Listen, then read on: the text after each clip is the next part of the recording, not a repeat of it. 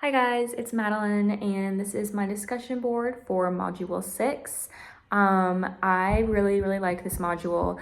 After reading through the articles and watching the Miss Taylor's video, just about all the information about the English language learners and reading disorders and dyslexia, I thought that was just something I could really connect on. I don't know if I've ever said this on here before. I think I may have talked about it a few times, but I was diagnosed with dyslexia in about the third grade.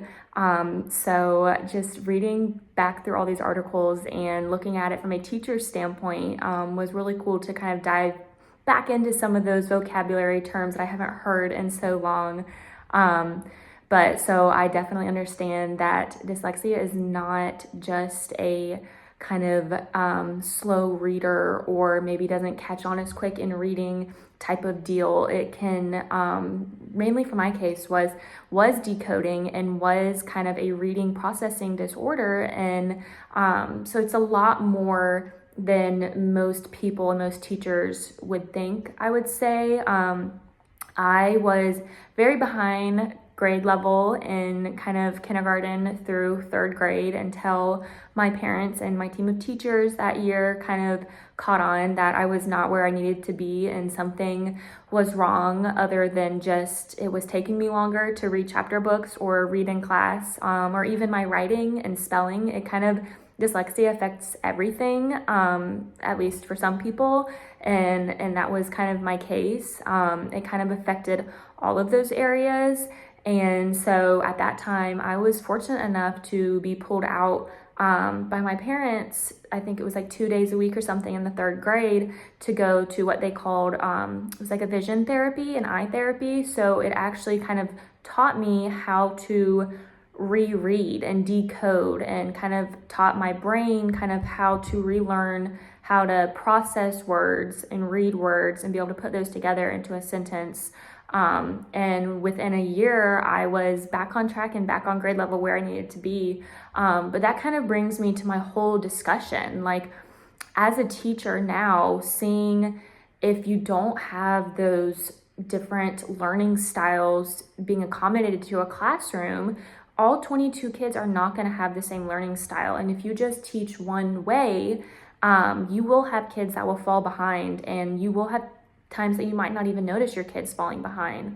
I just think that I just feel lucky that I was fortunate enough to have a family who was supportive and was able to pull me outside the public school setting and put me into a different type of vision therapy to get me back on track within a year. But that is not the case for many and most students. If kids are lucky, they get kind of a 504 IEP plan, hopefully early on, and hopefully get pulled out by, a specialist at the school, but that's really only maybe for 15 or 20 minutes the most. We as teachers know that the kids, it's sad, they rarely get as much time as they actually need with those skills in the public school. So just kind of coming out on the other end of all this, like as a teacher, I think that's where we can step in and do as much as we can to provide those smaller learning groups and that kind of one-on-one learning, and provide a classroom and environment that has all of those kind of modified guiding reading things that they talked about in there, or helping with like ESL students, and just giving many different ways to support grammar, vocab, reading, even kind of understanding culture so you can understand the text better of academic language. And I think it's kind of about just not giving easier work, I think giving the right type of work to each student that needs it. I think for a long time, we kind of were in this whole mindset of whole group learning and partner work, or bigger group learning. And I think we really kind of need to get back to that smaller group and more individualized learning. While yes, that's not always the case in a room of 22 students, I think we as teachers can kind of bridge that gap that students aren't getting that best work with those pull-out specialists, and maybe offer things in the classroom that would help those students with reading and language disabilities and kind of reading disorders, and just kind of have every flexible style of learning. I know for me it was visual, a big, very multi-sensory teaching, very visual learner.